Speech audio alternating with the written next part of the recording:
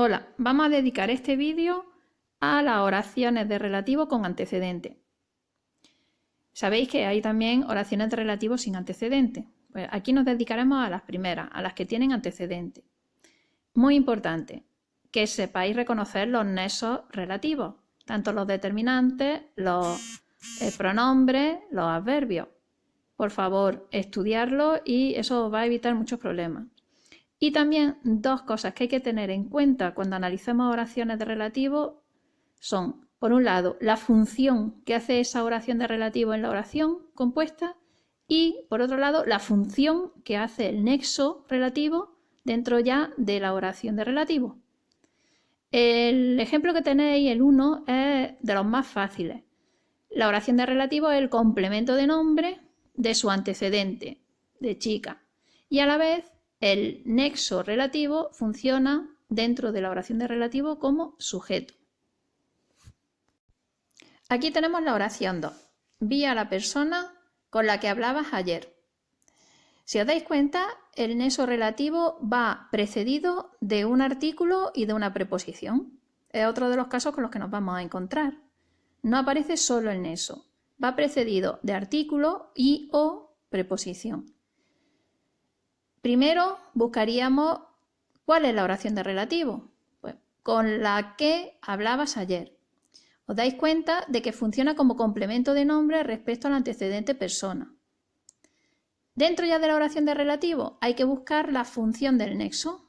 Nosotros analizamos esa oración con su sujeto omitido, su predicado, y en el predicado, dentro del complemento de régimen, aparece el nexo relativo, que aquí tendría la forma de un relativo complejo, porque aparece con el artículo. Hacen un todo. La que se llama relativo complejo y lo vamos a encontrar solo en los casos en que haya un antecedente expreso. ¿De acuerdo? Seguro que más de uno y una se habrá preguntado por qué la preposición está dentro de la oración de relativo y no se queda fuera.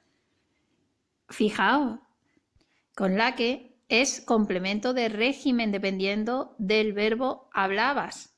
No podemos separar la preposición del verbo del que depende.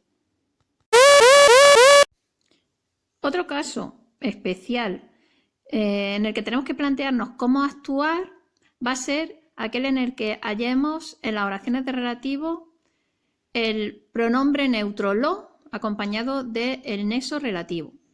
Mirad, aquí nosotros lo tenemos que analizar como si el antecedente del relativo fuera el pronombre neutro lo.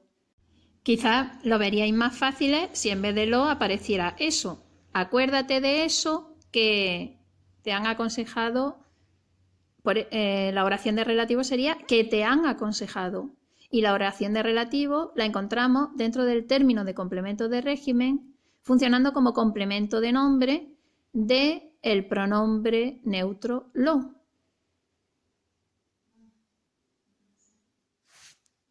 Este análisis se hace según la nueva gramática de la lengua, porque tradicionalmente a este tipo de oraciones se les llamaba adjetiva sustantivada y el pronombre, en vez de ser considerado pronombre, se consideraba un artículo que sustantivizaba a la oración adjetiva. Pero nosotros vamos a seguir la nueva gramática.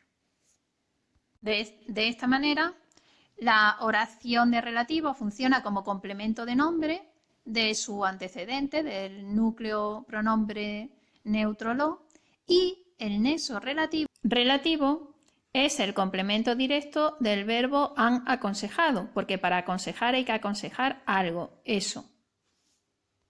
Si os dais cuenta, aquí la preposición de se queda fuera, porque es el enlace del complemento de régimen grupo preposicional. No iría acompañando al nexo relativo ni a su antecedente lo. Con esto acabo la explicación de las de relativo con antecedente. Y os recuerdo que los tres casos serían oraciones de relativo especificativas, porque no van entre comas.